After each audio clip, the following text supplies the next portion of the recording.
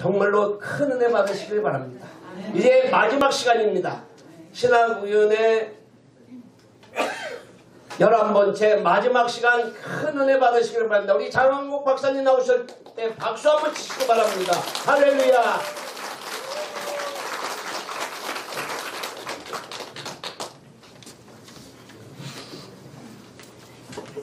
예, 지금 뭐 다양하게 여러 가지 좋은 소개도 하고 또 선물도 받았는데 지금 마지막 시간에 최고로 좋은 것을 가지고 지금 나왔습니다. 이것이 여기 신학세미나 자료에 여러분 받아 가지고 계신 데에 66페이지에 67페이지에 있습니다. 환난을 통해 이루시는 하나님의 구원 계시.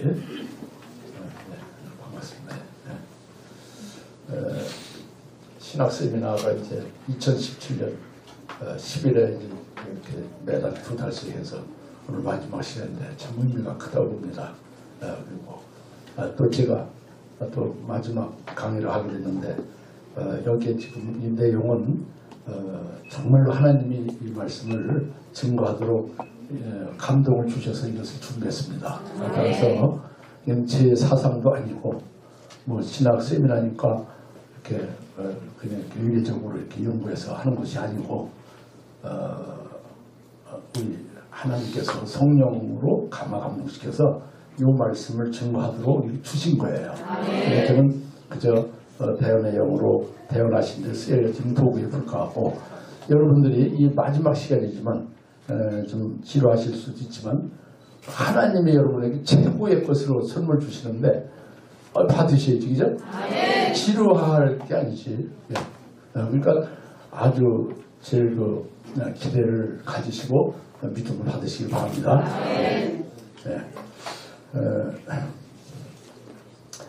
환난을 통해 이루시는 하나님의 구원 계시, 이렇게 제목을 잡았는데 큰 환난을 통해서 하나님이 구원하신다. 이게 상당히 어떤 패러독스하죠. 지금 환난을 통해서 구원하시냐. 그것은 이제 제목이 좀 그렇지만 이 내용을 쭉 이제 살펴가면은 바로 여러분 깨닫고 크게 은혜가 될 줄 믿습니다. 그래서 지금 서론으로 지금 말씀을 67페이지에 말씀드리는데 종말에 사는 우리 그리스도인들 교회들은 우리가 예수를 믿고 예수의 구원을 받았잖아요. 근데 그 예수님이 약속을 하신 거예요. 내가 다시 너희를 데려온다는 거죠. 재림하신다고 약속했잖아요. 그래서 우리 그리스도인들은 재림하실 예수님을 사모하는 거잖아요. 솔직히. 근데 이 재림하실 예수님을 사모하며 우리가 신앙생활을 하는데 혹자는 일부분의 분들은 이 주의 재림은 언제 오실지 모른다.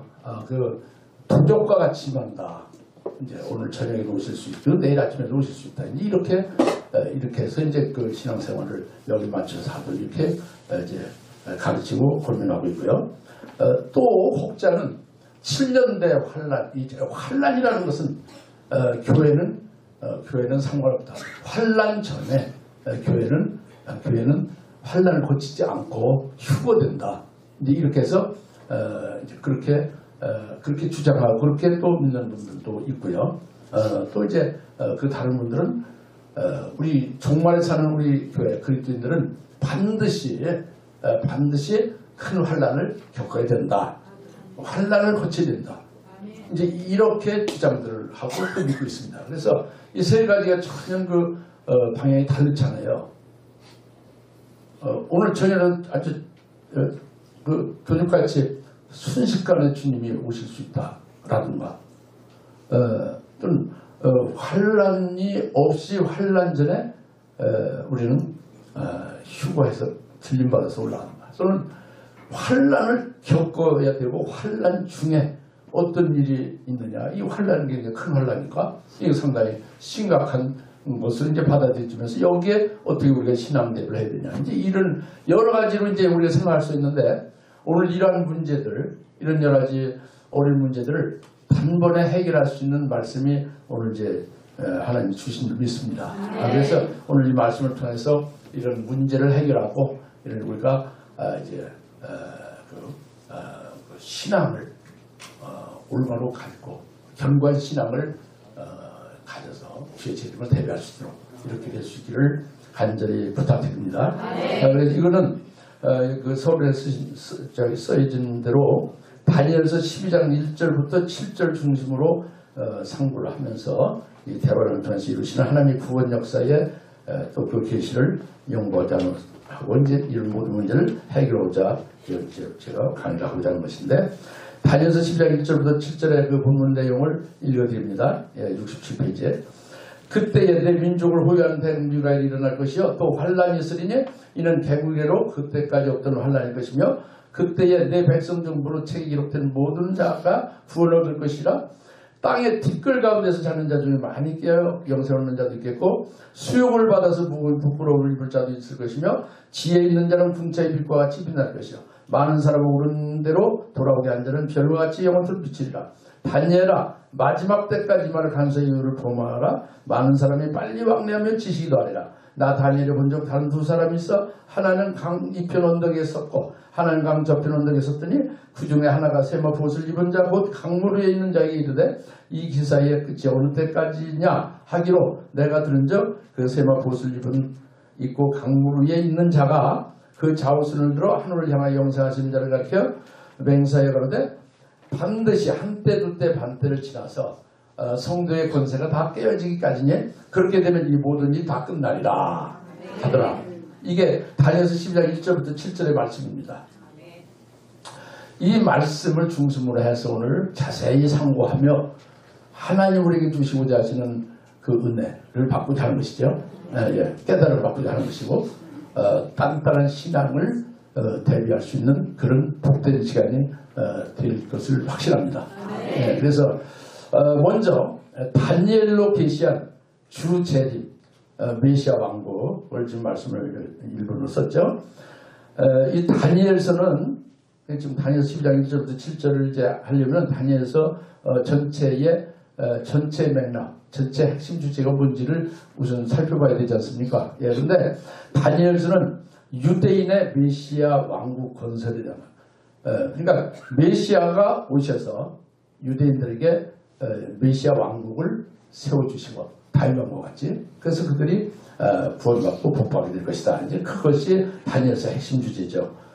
그런데 오늘날 교회 그리스도 예수를 믿는 그리스도인들인 영적 유대인인 우리 교회에게는 역시 똑같은 얘기인데 주님 재림으로 세워지는 천년왕국을 중심한 일관성 있는 정말 계시가 다니엘서다. 그러니까 유대인에게는 메시아 왕국이고 그리스도인들에게는 천년왕국이 되는 거죠. 같은 거죠. 역시 주님이 재림하셔서 세워질 메시아. 그러니까 유대인들에게는 재림이 아니죠.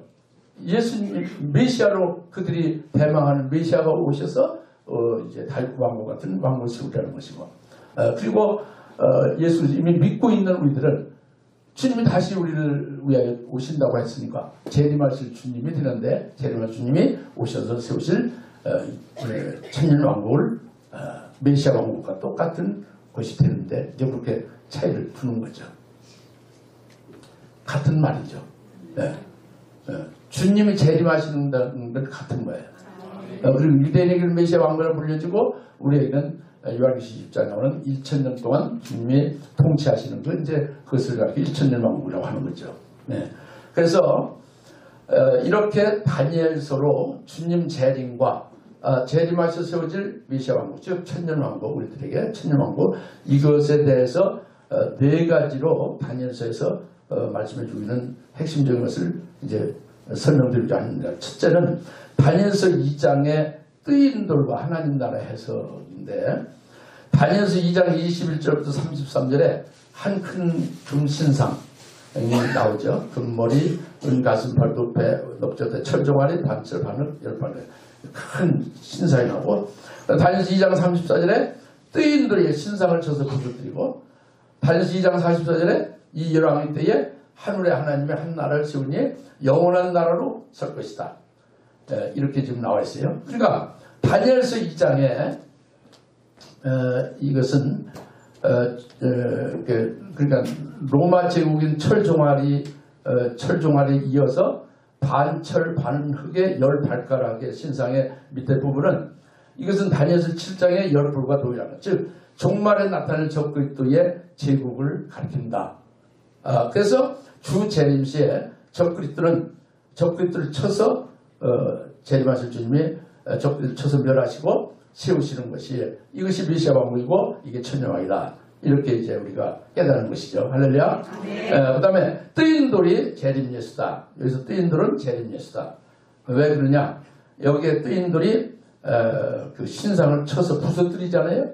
이건 초림 예수님 복음으로 증거하여 영혼을 살리는 역사를 하게 되지만 재림 예수는 직접 그를 대적하는 세상 나를 쳐 멸하고 심판하시고 그리고 그가 여기에 왕국을 세우는 것이 곧 유대인의 메시아 왕국 우리에겐 천년왕국이 된다. 그래서 이것은 뜨인들은 재림 예수를 가리킨다. 이렇게 우리가 이제 확신하는 거죠. 그 다음에 두 번째로 다니엘서 7장의 작은 뿔은 종말의 적그리스도요. 다니엘서 8장의 작은 뿔은 그 적그리스도를 예표하는 안티고스 에피파네스입니다. 구약의 이스라엘 짓밟은 잔인무단 실존 인물 그가 종말의 적그리스도를 예표함을 계시록 17장 8절에서 연관해서 계시해주고 있죠. 그러니까 작은 뿔이 다니엘서 7장에도 나오고 다니엘서 8장에도 작은 뿔이 나와요. 근데 다니엘서 7장의 작은 뿔은 4대 세력 중에 마지막 네 번째 짐승에서 나오는 작은 뿔은 종말에 나타날 적그리스도를 예언해주고 있는 계시고요. 그건 이제 그 내용으로 확실히 우리가 깨달을 수 있는 것이고 그리고 다니엘서 8장의 작은 뿔은 이것은 이미 구약의 시리아 왕으로 안티고스 에피파네스를 가리킨다. 그래서 그는 이스라엘을 짓밟고 그리고 이 성전을 더럽히고 이제 이렇게 하는 아주 잔인무도한 자가 다니엘서 8장의 작은 뿔이잖아요.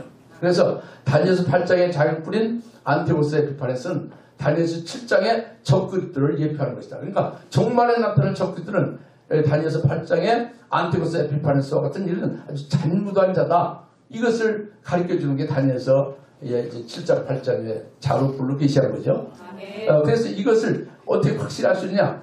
요한계시록 17장 8절에서 알 수 있는 거죠. 그래서 요한계시록 17장 8절은 전에 있었다가 지금은 없는데 장차 무적행에서 나와서 그 다음에 멸망으로 들어갔잖아. 전에 있었다가 지금 없으면 무적행부터 다시 나온다는 것은 전에 있었다는 게 뭐예요? 그것은 바로 다니엘서 8장의 안티고스 에피파네스죠.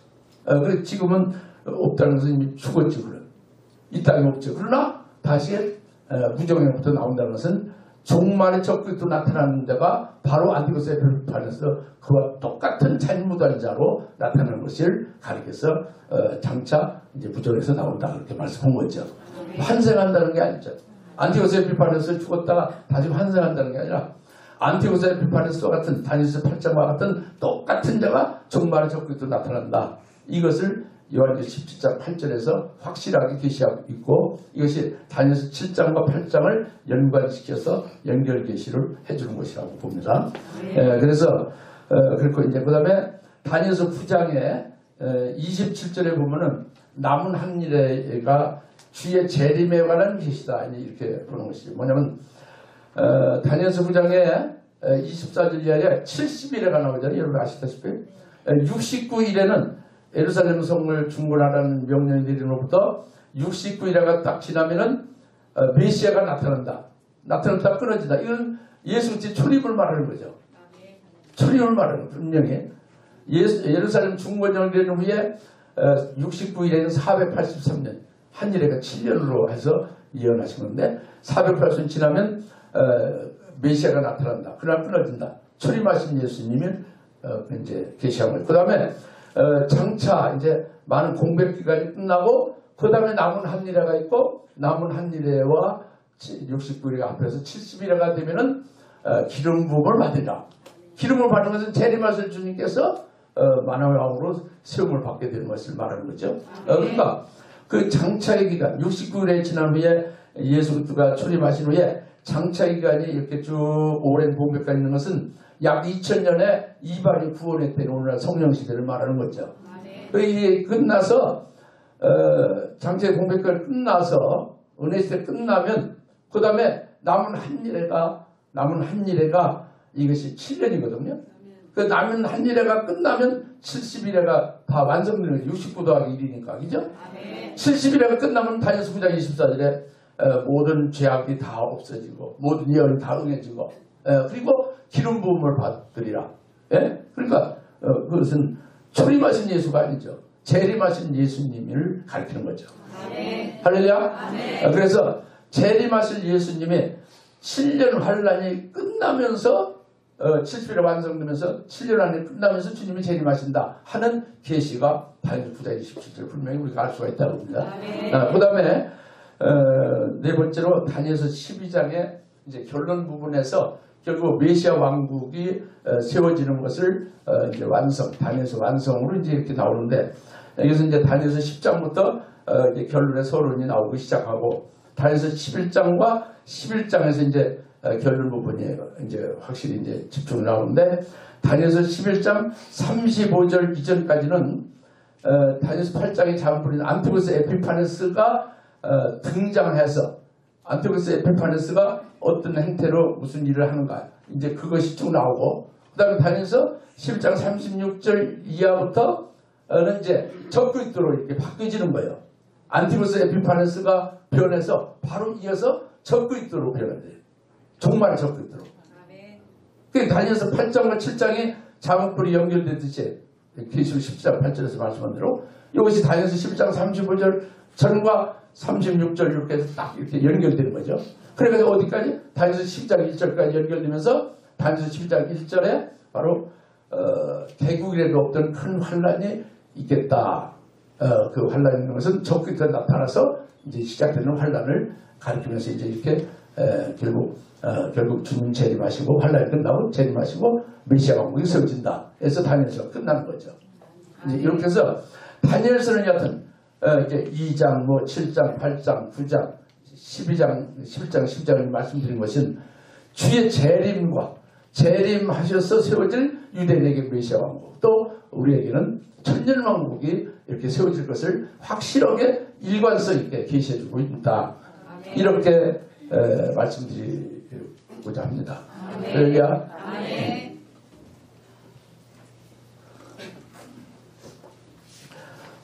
두 번째로 이제 다니엘서 12장 1절부터 7절의 말씀을 구체적으로 이제 우리가 상고를 하는데 첫 번째로 12장 1절에 개국이로 없던 큰 환난이 있으리라 하는 말씀이죠. 예, 이것은 12장 1절을 제가 다시 한번 읽어드립니다. 그때 내 민족을 호위하는 대군 미갈이 일어날 것이요 또 환난이 있으리니 이는 개국이로 그때까지 없던 환난일 것이며 그때에 내 백성들로 책에 기록된 모든 자가 구원을 얻을 것이라.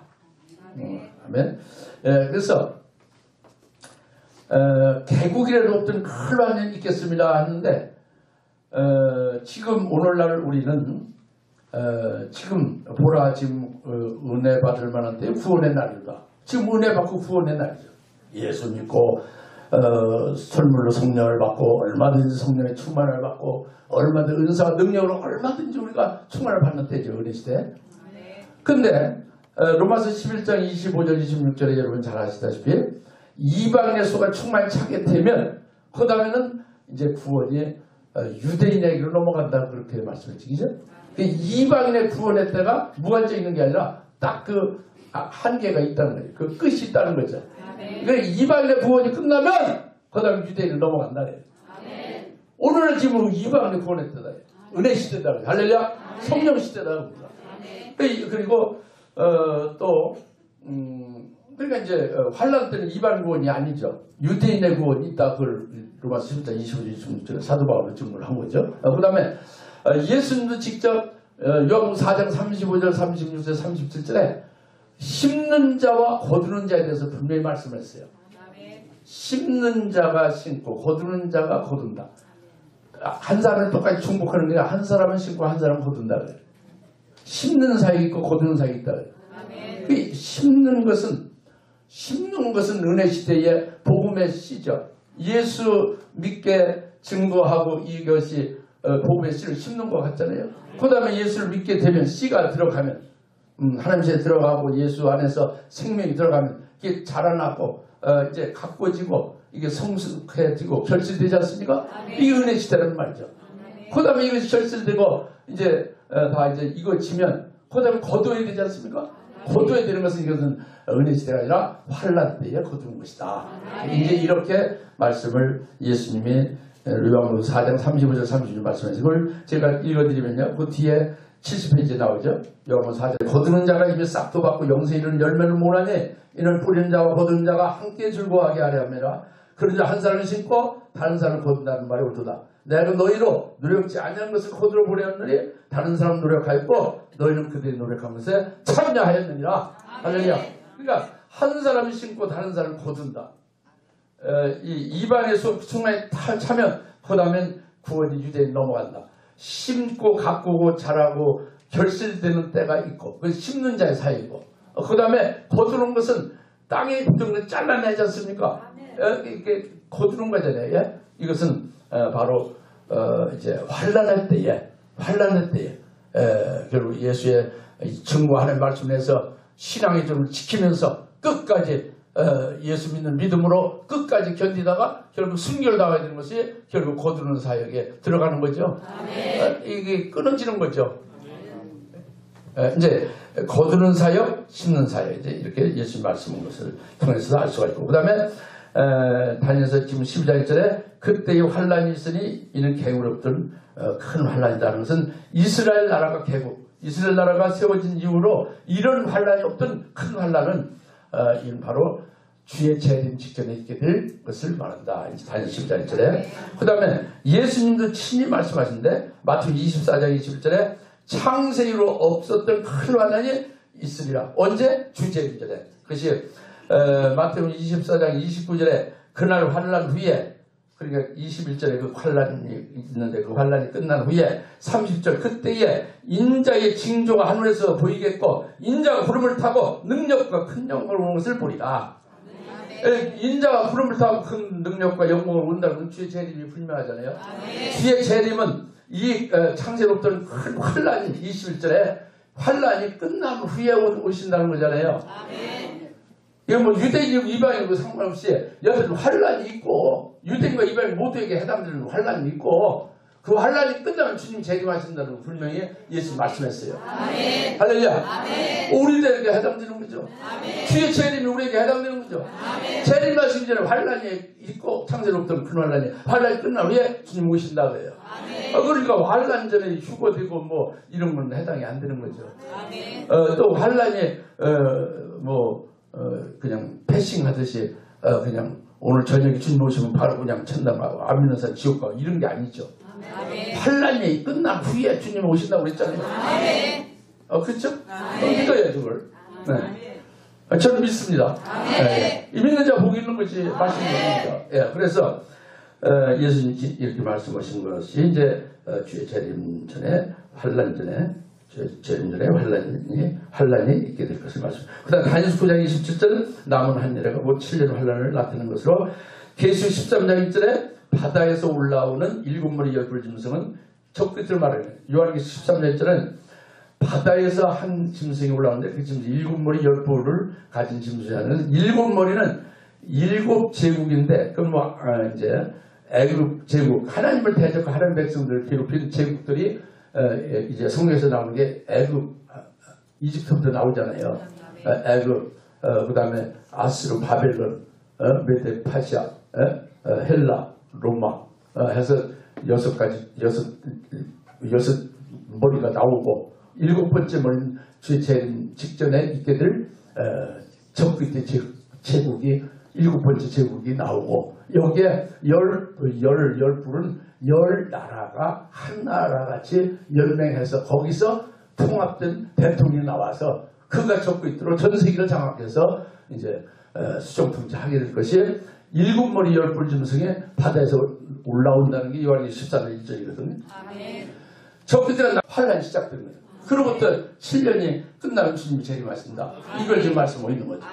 그래서 이제 이것으로도 우리가 이제 알 수 있는 것이고, 이제 환란이 있고 환란이 7년이 있게 될 것을 알 수가 있는 것이고, 그다음 다니엘서 7장 25절에 한때 두때 반때 동안 이 지극히 높은 성도들 그 적그리스도에게 짐승에게 붙인다는 게 나오죠. 네, 그러니까 7년 환란 중에 3년 반 동안을 환란 시작해서 1003년 반, 3년 반 동안을 적그리스도에게 성도들이 붙임바 된다고 봅니다.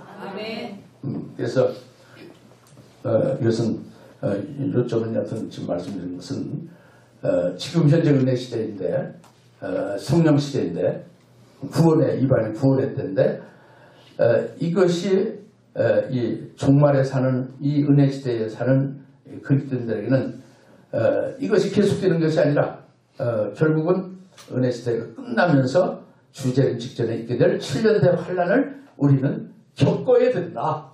이것이 딱 답이 나오는 거죠.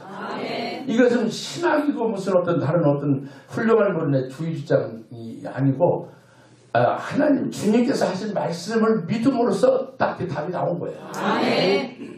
저는 그렇게 믿습니다. 예, 아멘 잘하시네요. 예, 아멘. 성경에서는 한 아멘이 된다고 했어요. 모든 게. 다 아멘이라고. 아멘을 잘하시는 분 중에 복 안 받으신 분이 없고요. 아멘 잘하시는 분 중에 성령 충만을 받지 않은 분이 없습니다. 예, 이 필리핀, 스리랑카, 중국 이런 데 가서 선교를 해보면요. 대단해요. 그들은요. 목숨을 바쳐서 거기에 나왔고요. 집회에. 목숨을 바쳐서 아멘하며 말씀을 그냥 아주 세츄레이션이라고 하잖아요. 이 스폰지에 물이 이렇게 배는 거. 그런 식으로 받아요. 그들이 많은 스폰지. 저를 통해서 말씀이 나가는 걸 스폰지에 물을 이렇게 물이 배듯이 그런 식이에요. 근데 한국 교회는 제가 강의를 별로 안 해봤어요. 뭐 저 같은 사람 이름도 없는데 세워주는 게 한기부에서 저를 세워준 거예요. 참 이게 주님께서 세우신 건데 참 이게 아주 기적입니다. 저는. 예. 또 오늘 마지막이고요. 예. 참 들고 떨림으로 하나님께 기도를 해서 무릎 꿇고 계속 무엇을 어떻게 해야 되는가. 참. 그랬더니 하나님이 이 말씀을 이렇게 가지고 증거하며 같이 나누라는 거죠. 하나님의 사랑하는 종들을 많이 보낼 테니 이 말씀 나누라는 거예요. 이게 지금 하는 겁니다. 그대로 저는 대화하는 거예요. 여튼 지금 요점이 지금까지 말씀은 다니엘서 12장 1절로 해서 개그럽던 큰 환란, 예수님이 직접 말씀하신 창세로부터는 큰 환란이 끝나면서 주님이 재림하신다. 이 부분을 우리가 믿어야 될지니라. 이걸 지금 말씀드린 거예요. 그 다음에 두 번째는 다니엘서 12장 1절부터 7절 말씀을 지금 상관다고 했죠. 1절 끝나서 2절이죠. 2절부터 3절인데 이것은 큰 환란을 통해서 하나님이 성도들을 구원하고 하나님의 종들을 구원하는 계시가 담겨 있습니다. 물론 심판도 겸해서 있고. 그래서 그걸 다시 읽어드리겠습니다. 다니엘서 12장 2절 3절 71페이지죠. 땅의 티끌 가운데서 자는 자 중에 많이 깨어 영생 얻는 자도 있겠고 수주욕을 받아서 무고히 부끄러움을 입을 자도 있을 것이며 지혜 있는 자는 궁짜의 빛과 같이 빛날 것이요 많은 사람 옳은 대로 돌아오게 할 자는 별과 같이 영원토록 비치리라. 할렐루야. 이게 다니엘서 12장 2절부터 3절인데 이게 상당히 중요한 하나님의 환란을 통해 이루시는 구원 계시가 여기 들어있는 거예요. 그게 이제 네 가지 이 7년 개부로부터 큰 환란, 7년 환란이라고 했죠. 남은 한 일에 그 7년 환란 기간에 네 가지 유형의 성도들, 하나님의 종들이 있음을 계시합니다. 다니엘서 12장 2절부터 3절. 그걸 좀 상부에 보면 첫 번째 유형은 자다가 깨어나는 성도들이다 이렇게 됐어요. 다니엘서 12장 2절에 땅의 티끌 가운데 자는 자 중에 많이 깨어 영생을 받는 자도 얻는 자도 있겠고, 그래서 땅의 티끌 가운데서 자는 자 중에 많이 깨어 영생을 얻는 자가 있다는 것은 은혜 시대, 지금 은혜 시대에 한참 좋은 때잖아요. 지금 얼마든지 은혜 받고 얼마든지 능력 받고 주의를 얼마든지 할 수 있는 은혜 시대인데, 은혜 시대가 다 끝날 때까지도 영적으로 깨닫지면 잠자고 있어요. 은혜 시대 잠자고 있는 거예요. 졸고 있고 영적으로 죽은 자 같이 있는 거예요. 깨닫지만 왜 못 깨닫냐? 못 깨닫는 것은요, 철학이라든가 신학이라든가 어떤 사람의 어떤 사상 주장에 하나님 말씀을 가리워서 잠자는 것이 제일 크다고 봅니다. 그런 게 가려지니까 그 말씀을 위해서 기도해야 되는데 기도가 방향이 안 쓰는 거죠. 또 잘못 기도하는 거죠. 여하튼 은혜 시대에 잠자는 자들이 영적으로 깨닫지 못하는 자들이 잠자는 자들이 환난이 오고 환난 중에 들어갔을 때 환난 날에 사역할 종들이 증거하는 말씀을 들으면서 그때서야 딱 깨닫는 거예요. 아 그렇구나. 아 주님이 재림하시는 게 틀렸구나. 지금 이것이 환난이구나. 이제 이렇게 깨달으면서 이제 회개하고 이제 정신 차리면 각성하는 거죠. 이것이 자는 자 중에 깨어서 영생을 얻을 자가 있다는 게 이게 그 말씀입니다. 할렐루야. 근데 그 뭐 그렇게 꼭 환난 날에 가서 정신 차려야 되겠어요. 은혜 시대 지금 정신 차리고 지금 아주 더 큰 그 신앙의 대회가 복된 길로 가야지. 네, 이제 여튼 이제 첫 번째는 잠자는 자가 깨어 영생하는 자는 은혜 시대에 깨닫지만 잠자다가 환난 날에 환난에 사역하는 하나님의 종들의 예언의 말씀을 듣고 깨달아서 깨어난 자. 이들은 이제 그들은 환난 날에 근데 두 증인들이 환난의 종들이지 않습니까? 그들이 증거하는 말씀을 듣고 그 말씀은 재림하실 주님에 대해서 또 지금 저작자가 적기도 저작자가 거짓 선자자고 저 지금 음력 바벨 교회들이야 음력 교회들이야 적기도에 넘어간 교회들이다 이런 정들 다 폭로하는 거잖아요. 그래서 올바로 지금 만세 옳은 길을 인도하는 것이잖아요. 그때에 깨닫고 아멘한 자들은 이제 그들은 이제 순교하는 걸 못해죠. 신앙이 은혜 시대에 그게 이루어져 있는데 그러니까 환난 때 이제 깨달은 자, 자든 자 중에 깨달은 자들은 후 3년 반에 하나님이 보호하시는 예비처를 통해서 보양을 받다가 그 7일 환란 끝나면 주님께서 공중으로 재림하실 때에 공중으로 들려 주님을 공중에서 영접한다는 게 데살로니가전서 4장 17절 말씀입니다. 할렐루야. 이것이 아주 분명한 적실함을 말씀하고 있는 겁니다. 요한계시록 12장 6절, 요한계시록 12장 14절에 하나님이 미리 예비하신 예비처가 있지 않습니까? 그러니까 한때 그때 받는 후 3년 반에 그 깨닫고 전 3년 반에 그렇게 깨우침 받은 자들은 거기 보양을 받다가 이제 재림 주님을 맞이하게 된다. 이제 그것이고 첫째 케이스 하나님이 구원하시는 세계죠. 큰 환란을 통해서 두 번째 케이스는 큰 환란 날에 배도하여 타락한 신자들이 있다는 것. 이것은 다니엘서 12장 2절 하반절에 수욕을 받아서 묵은 부끄러움을 입을 자도 있을 것이다. 이 말씀입니다. 수욕을 받아서 묵은 부끄러움을 입을 자도 있다. 이건 땅의 티끌 가운데 잠자는 자 중에 수욕을 받아서 묵은 부끄러움을 입는 자가 있다는 것은 은혜 시대가 다 끝날 때까지 영적으로 잠자고 깨닫지 못하고 죽은 자 같이 있다가 큰 환란 날이 됐는데 환란 날 사역자 하나님의 종들의 증거라는 말씀도 거부하고 그것을 드러나 깨닫지 못하는 거예요. 그리고 결국은 적그리스도를 경배하고 신앙 정죄를 팔아먹고 그리고 결국은 적그리스도가 주는 심승표 660을 받아가지고 적그리스도 같이 타협하고 같이 함께 거기에 같이 이제 같은 편이 되는 거죠. 그건 배도한 거죠. 이것이 바로 다니엘 10장 2절 하반절에 수욕을 받아서 묵은 부끄러움을 입을 자다. 이런 자는 요한계시록 14장 9절부터 10절의 말씀에 이렇게 적그리스도를 경배하고 신앙 정죄를 버리고 적그리스도를 경배하고 그의 표를 받는 자는 영원히 하나님의 진노를 피하지 못한다. 나오지, 그죠? 16장 2절로 나오죠. 2절 이하에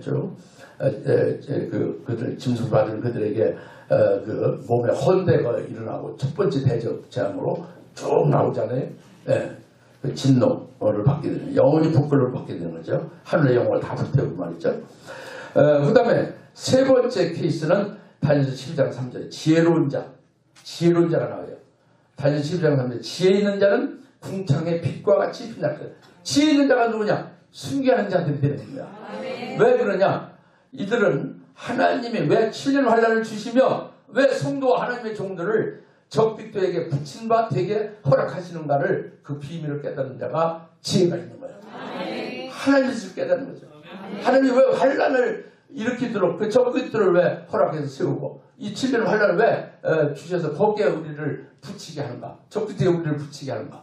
이것을 그 하나님의 뜻을 깨닫는 거죠. 예, 그래서 계시록 17장 9절에 지혜 있는 뜻이 여기 있으니 일곱 머리 열불 짐승, 이게 적고 있던데 일곱 머리 열불 짐승의 비밀을 안다. 또 이 짐승 탄 음녀, 적그리스도를 탄 음녀는 배도한 교회죠. 배도한 신자들 하나님의 종들인데 이 음녀의 비밀을 안다. 이게 17장 3절부터 7절 계시록에 나오죠. 그 큰 바벨론이라 그 이름이 그렇게 나오잖아요. 또 계시록 13장 18절에 지혜가 여기 있으니 총명 있는 자는 그 짐승의 수를 재보라. 그 수는 사람의 수요 666이다.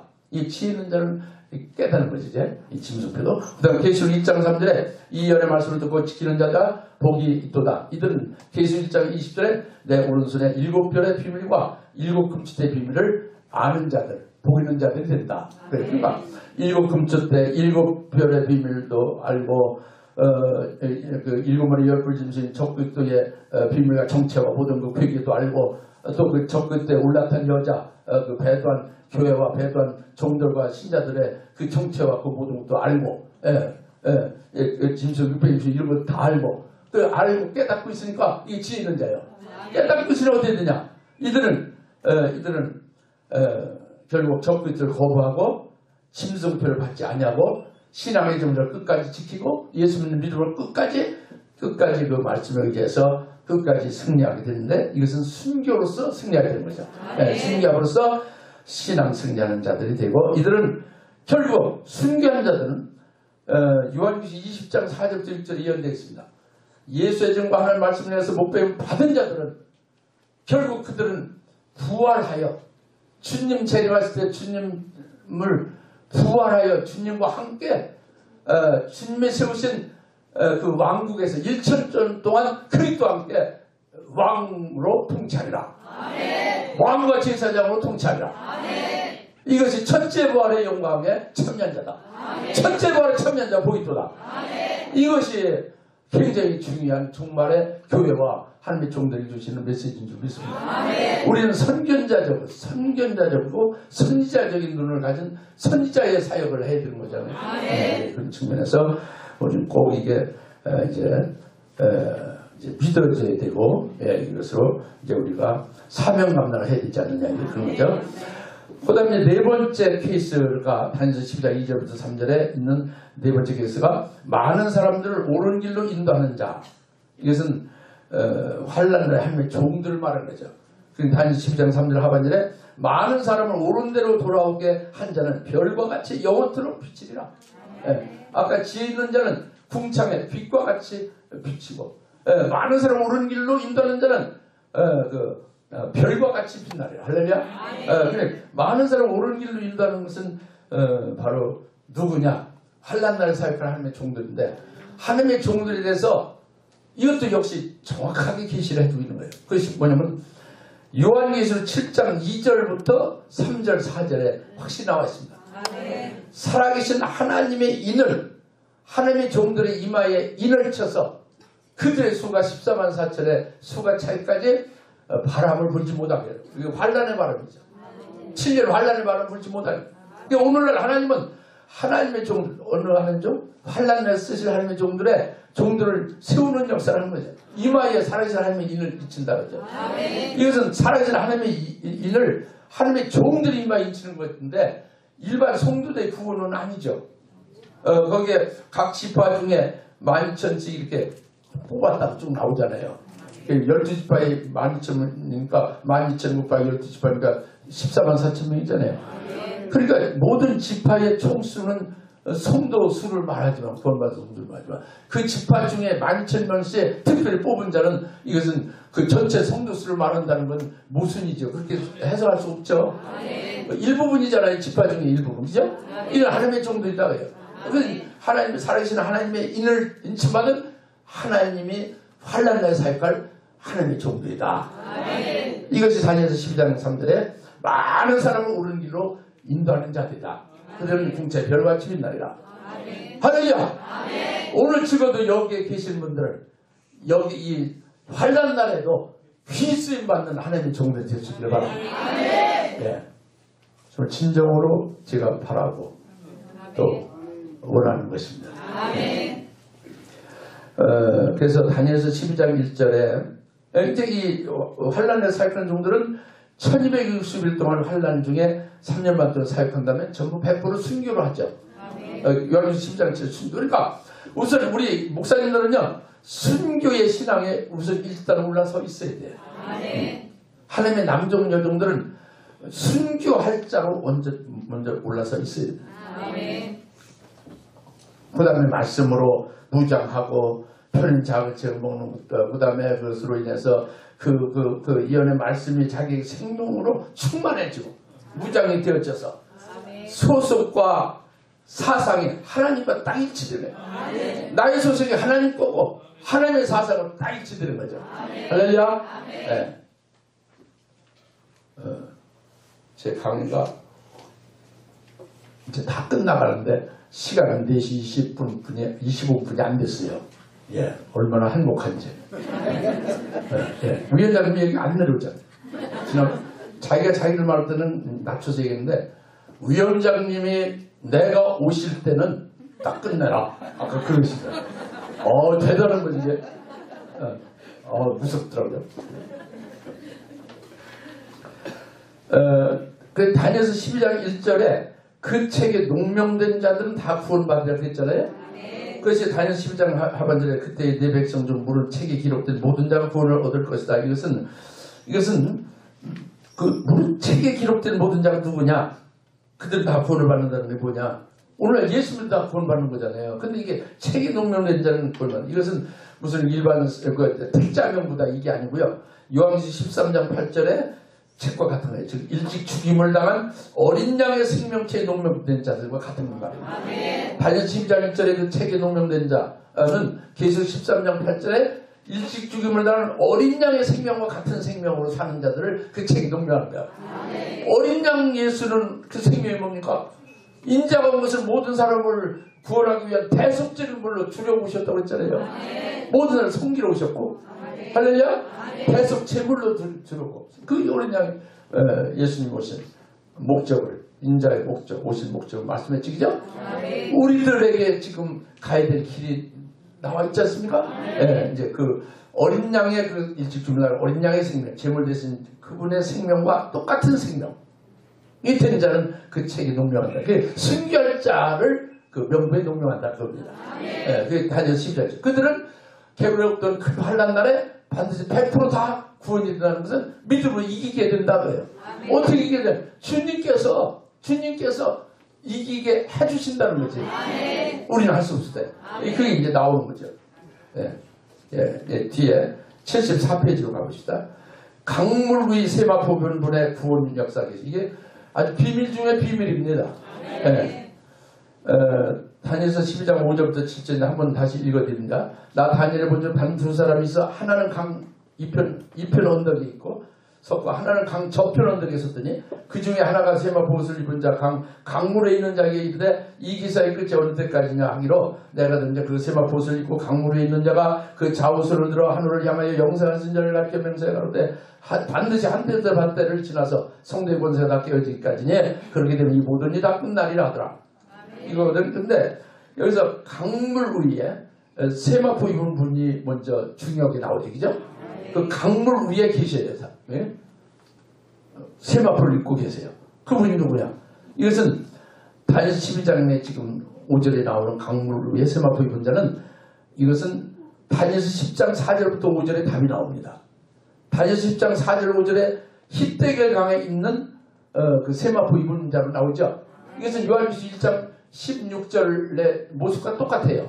즉 예수님의 모습에 영광의 예수님의 모습입니다. 그러니까 이 그 강물의 세마포 입은 분은 영광의 주님을 말하는 거죠. 그런데 그분은 왜 강물에 계시냐?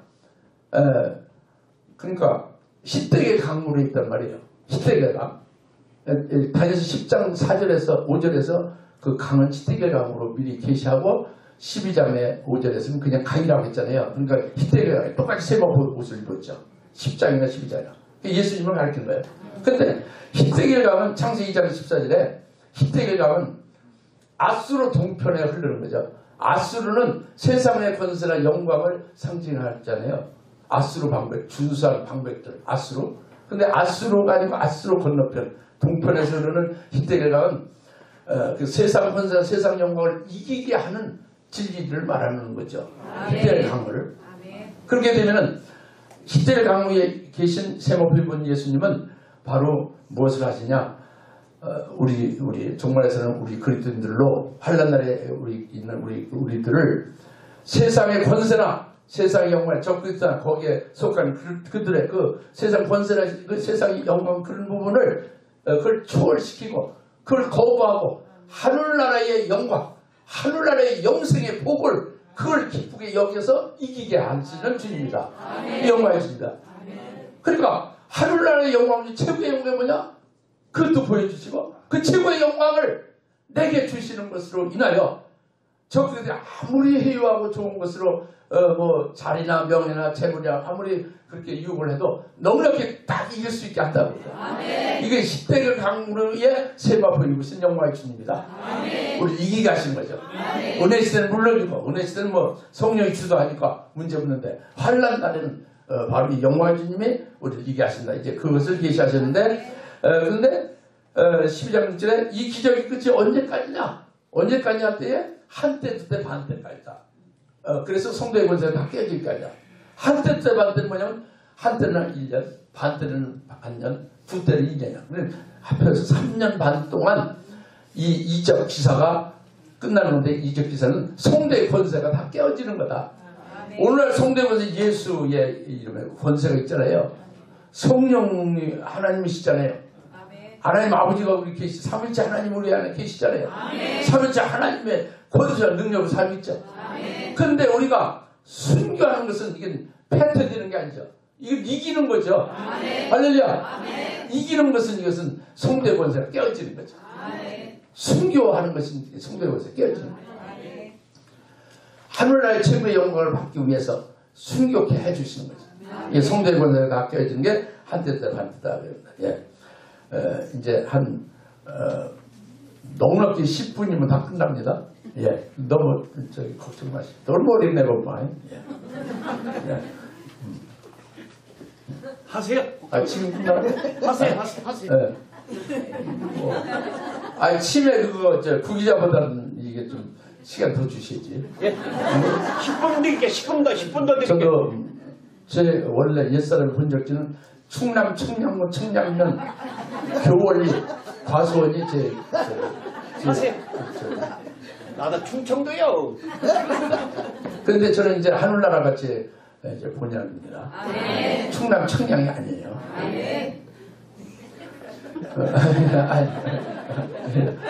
우리 집사님도 고향이 어디요?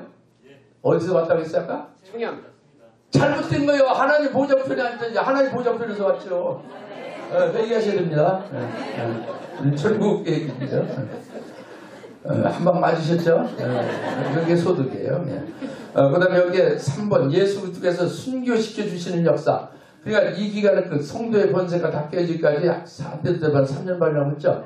성도의 번세가 깨지는 게 순교라고 했죠. 이것이 예수 그리스도께서 순교시켜 주시는 역사를 계시하는 것입니다. 한때 때 반때. 이게 이적이고 기사다고요. 왜 그러냐? 강 저편에 있는 자들 있죠. 강 저편에 있는 자를 강무루에 있는 예수님의 강무루에서 그냥 할 일 없이 계세요. 강 저편에 있는 자를 강 이편으로 건너게 해주시는 분이다. 그러니까 강 이편에 있는 자는 이미 강을 건너온 자는 순교 이미 한 자들이에요. 누구냐? 아벨부터 시작해서 스테반이라든가 은혜 시대 끝난 때까지 순교한 자들 있죠. 이런 강 건너온 강 이편에 있는 자들이에요. 누구에 의해서? 주님에 의해서. 그리고 강 저편에 있는 자는 강을 건너기 위해서 기다리고 있는 거죠. 뭐냐 이게 순교의 신앙. 예수 한 분 이외에 다른 것은 없는 거예요. 오직 주님께서 영광의 주님으로 적그저 모든 것들을 다 이기게 하시고 순교시켜 주실 걸 믿고 그걸 소망으로 이제 기다리고 있는 거야. 그들을 강을 건너게 한다. 며칠로 요단강 건너가 만나리. 이게 죽음 요단강 있죠. 이 히데겔 강이 이게 순교가 아니다. 그냥 죽음이 아니라. 목소리 툭하니 깨진 것 같으니까 더 할 수도 없어요. 이제 찬양을 더 할 수도 없어요. 들으시기가 참 괴로우실 것 같아요. 근데 이제 중요한 것은 주님이 우리를 순교시켜준다는 계시를 하신 거예요. 강물의 세마포의 부분에. 그런데 어떻게 주님이 우리를 순교시켜 주실까 하는 게 비밀입니다. 비밀이죠. 이게 굉장히 비밀입니다. 그래서 이것은 계시 10장에서 일곱 우레로 나타내고 있어요. 일곱 우레의 비밀이 다니엘서 10장 5절부터 7절에 강물 위에 있어서 강저편에 있는 자를 강이편으로 건너게 해주시는 주님의 그 역사인데 그 역사가 비밀인데 환란날에 그것은 여기 지금 당구장 표시했잖아요. 이는 일곱 우레의 비밀로 이루신 역사인데 이는 사도 요한에게 듣게 하신 비밀이고 주님의 오늘날 펴놓은 작은 책을 먹은 자들 순교할 자들 각자에게 일곱 영으로 충만케 해주시어 순교시켜 주신 비밀이고 즉 환란날에 주님의 순교시키는 능력이 곧 일곱 우레이다. 이 비밀을 다음과 같이 살펴보자 합니다. 그렇죠? 다 같이 우레는 하나님의 능력이다. 그건 제 말이 아니라 욥기서 26장 14절에 그렇게 말씀했어요. 이 우레 천둥은 하나님의 능력이라고 했어요. 근데 일곱 우레는 뭐요? 그 하나님의 능력이요. 주님의 능력이죠. 그런데 그것이 10장 계시 10장 2절에 펴놓은 작은 책이 나오고 펴놓은 작은 책을 먹는 자에 대해서 11장에 가서 다시 예언하게 되잖아요. 그 권세를 받아서 철정 권세를 받아서 엄청난 권세로 그러니까 이 펴놓은 작은 책을 먹은 자들은 순교할 자들이고 환난의 사역을 하는 종들이 대상이 되는 거예요. 이들 각자에게 순교할 자들 각자에게 환난날의 종들도 사역할 종들도 그 사역을 하는 것도 물론 중요하고 그 예언의 말씀 증거하는 거. 그 다음에 예언의 말씀의 그 사명이 끝나면은 다 100% 순교하잖아요. 이들에게도 순교할 성도와 똑같이 그들 각자에게 하나님이 순교시켜 주시는 비밀이 있어요. 각자가 다르지.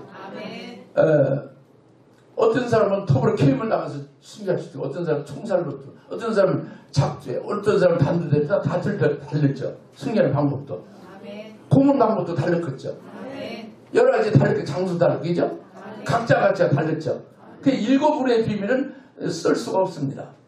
그 마귀에게 나타내 보여줄 것도 없고 각자가 다 틀리고 순교할 각자가 다 틀리고 그래 이것이 기록이 안 된 겁니다. 기록이 안 됐는데 우리가 어떻게 할 수 있냐? 순교할 자와 환난에 사역할 자들에게 알려준다는 거죠. 그 각자에게는 해당되는 거예요. 그 때가 되면. 할렐루야. 그것을 지금 우리가 참고해 보는 겁니다. 이거 여러분의 마음을 활짝 여십시오. 이건 하나님이 분명히 이렇게 대언하라고 해서 이 은혜를 나누라고 해서 이걸 제가 한 거예요. 이게 제가 자의적으로 한 거 아닙니다. 꼭 믿어주세요. 저를 인격적으로 이제 신뢰한다면 뭐 인격 신뢰 별것까지만 하나님의 종 하나님의 말씀을 신뢰할 수 있는 거죠. 빨리 나가라고 조금만 하고 나갈게. 그래서 일곱 우레는 사도 요한에게 듣게 하신 비밀을 주님이 오늘날 편안히 작은 책을 먹은 순교할 자들 각자에게 일곱 영을 충만케 해주시어 순교시키는 비밀인데 이것을 첫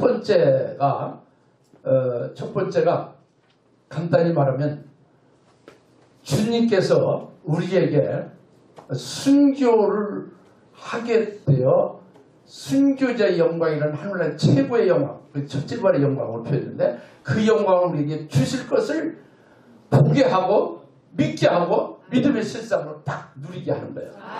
이것이 첫 번째 단계입니다. 첫 번째 주님의 능력이 우리에게 역사입니다. 그러니까 그것을 마태복음 17장 1절 이하에서로 표현해서 지금 말씀드렸는데 주님의 변화됐죠. 변화사네. 그죠? 그것을 베드로, 야고보, 요한이 따로 그들이 이제 봤죠.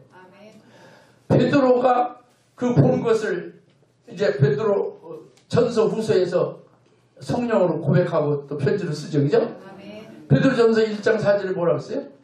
영원히 썩지 않고 쇠하지 않고 더럽지 않은 기업을 하나님이 우리를 위해서 간직해 두셨다고 했죠.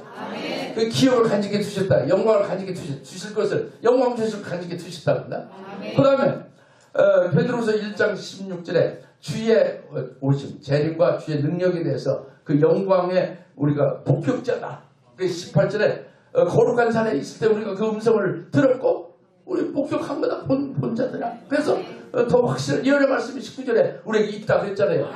그러니까 바로 베드로 사도는 변화산에서 예수님의 부활의 영광을 보여준 것을 그 똑똑히 목도했고 그것이 주님만 부활의 영광으로 이렇게 될 것만이 아니라 자기도 예수님의 길을 따라서 순교를 해서 똑같은 부활의 영광을 받게 될 것을 믿게 한 거예요. 아멘. 그리고 베드로 사도 이걸 믿음으로 실상을 누리는 거죠. 아멘. 그래서 베드로서를 통해서 그것을 이제 이렇게 증거를 하는 거지 않습니까? 아멘. 그 믿음의 그 실상 누림을 고백하고 있지 않습니까? 네, 그래서 오늘 우리도 똑같습니다. 베드로 사도.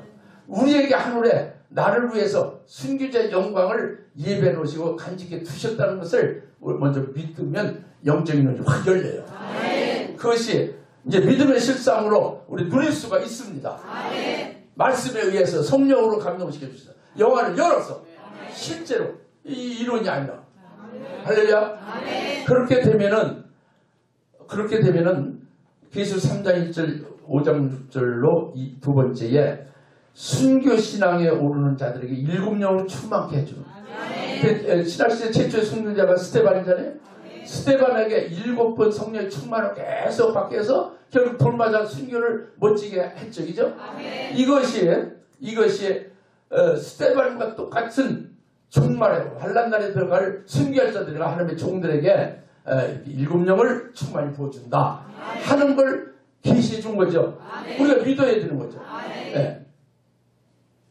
이제 그렇고 이렇게 해서 이제 세 번째로 마태복음 5장 40절에 나오는데 속옷 달라는 자에게 악한 자가 속옷 달라고 하면 겉옷까지 벗어주라 주님 그랬죠. 이것이 이제 주님께서 하시는 능력입니다. 일부에 뭐냐면 속옷을 달라는 것은 속옷은 몸을 이렇게 보호하는 것은 이건 생업을 말하는 거예요.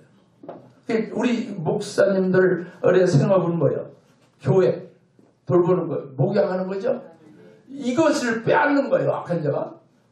내 목회하는 걸 빼앗고 교회를 빼앗는 자가 적그리스도가 빼앗을 때에 안 뺏기려고 나를 막 그걸 가지고 씨름할 게 아니라 그것을 줄 뿐만 아니라 겉옷까지 벗어주는 겉옷까지. 겉옷은 뭐냐면 신분을 말합니다.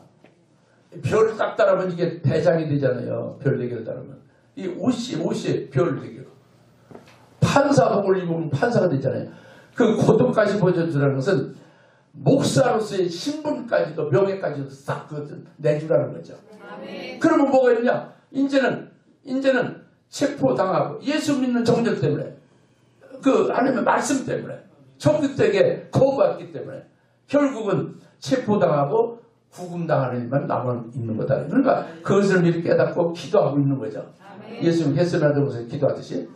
그렇게 되면 네 번째로 감춘 만날 주신다 이겁니다. 이게 7배의 또 주님의 능력이다. 뭐냐면 순교당하기 전에 그들이 해유해서 어떤 영적으로 타락시키려고 하는 거잖아요. 적그리스도 마귀는. 그러니까 예수를 부인하게 한 거예요. 적그리스도 자기를 따라가는 거죠. 그런데 이제 그것을 거부하니까 고문을 하는 거잖아요. 고문을 하는데 그 도를 더해서 아주 이제 인간의 한계 상황에 딱 이르게 되는 거예요. 고문당할 때. 그러면 한계 상황에 이를 때 견딜 수 없잖아요. 그때에 감춘 만날 딱 주신다. 7불의 비밀로. 그것은 바로 뭐냐면 말씀이죠. 만나는 말씀인데 지금까지 내가 듣고 살고 또 이제 경험했던 말씀이 아니고 감춘만 하니까 전혀 몰랐던 건데 그 인간의 한계 상황에 이르는 고문을 당하는 그 순간에 그 말씀을 새로운 말씀을 딱 주시면서 그 말씀으로 싹 이 얼음이 녹듯이 그 인간의 한계 상황을 이기게 해주신다고 감출만 하라고. 계시록 2장 17절에 이기는 자에게 감출만을 준다고 그랬잖아요. 이것으로 이제 고문하는 것도 거기에서 예수를 부인하는 그런 것이 안 되고 이길 수 있게 하신단 말이죠. 그 다음에 5번째로 마태복음 5장 40절에 하는데 오리를 악한 자가 가고자 하면은 심리까지 가리라고 해요.